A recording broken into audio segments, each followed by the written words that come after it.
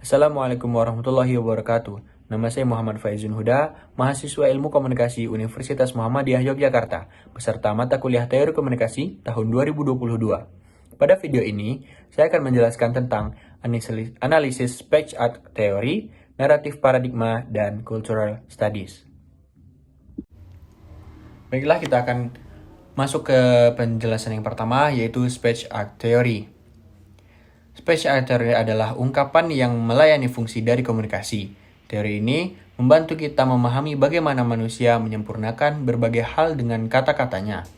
Makna dari tindakan berbicara atau speech art adalah mempengaruhi. Latar belakang teori hendak melawan pemikiran positivisme logis, proses komunikasi keseharian sehingga dapat mempengaruhi pendengar dan mengubah realitas sosial. Speech art sangat berkaitan dengan budaya. Contoh, menyapa, meminta, mengungkapkan cinta, dan lain sebagainya. Pemikiran John L. Austin membedakan speech art dalam dua kategori. Yang pertama yaitu konstantif. Ucapan konstantif digunakan untuk menjelaskan dan mendeskripsikan fakta objektif. Yang kedua adalah performatif. Tidak hanya mendeskripsikan realitis, namun juga mengubah realitas sosial ketika mendeskripsikan, melakukan tindakan pantas atau tidak pantas. Ucapan dari konstantif dan performatif tidak benar-benar dapat dibedakan. Pemikiran John Searle percaya bahwa makna dari tindak tutur tidak dapat dipertanggungjawabkan dengan tidak adanya konteks atau speech art harus berkonteks. Kalimat dalam konteks atau token mengekspresikan proposisi. Konsep menurut Searle, tindakan bicara atau tindakan ilokusinya yaitu unit dasar bahasa. Yang kedua adalah naratif paradigma. Teori Fisher yang menyatakan bahwa sifat dasar manusia adalah pendongeng dan kehidupan yang terjadi berbentuk naratif menyebabkan terjadinya fenomena yang disebut pergeseran paradigma, di mana terjadinya perubahan signifikan dalam cara pandang orang terkait dunia dan maknanya. Teori naratif ini menggeser paradigma dunia rasional yang dibentuk oleh Aristoteles. Paradigma naratif mengubah cara pandang tentang dunia yang diungkapkan oleh paradigma dunia rasional. Dengan narasi, Fisher menyarankan untuk menjauhkan dualisme dan menghadirkan alternatif terhadap paradigma dunia rasional tanpa meniadakan rasionalitas tradisional. Fisher mencoba menjembatani kesenjangan antara logos atau argumen rasional dengan mitos atau cerita atau narasi.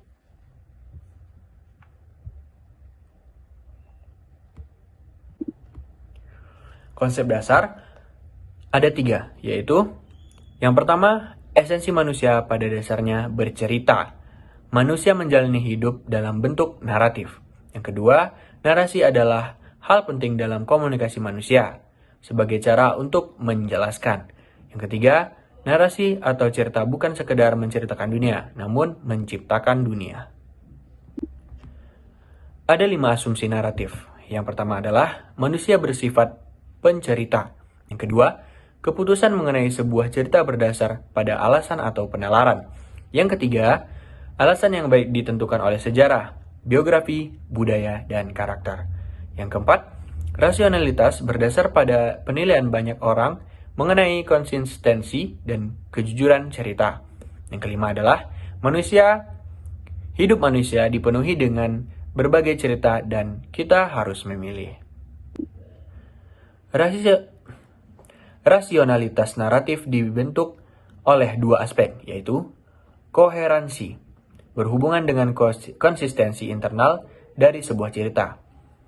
Koherensi terbagi menjadi struktural, material, dan karakterologis. Yang kedua adalah kejujuran. Contoh karya yang menggunakan naratif yaitu skripsi yang menggunakan metode penelitian naratif, novel, dan film.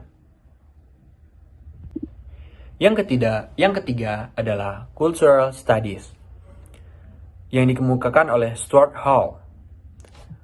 Cultural Studies merupakan akar dari Marxisme, yang merupakan warisan dari kaum Marxis.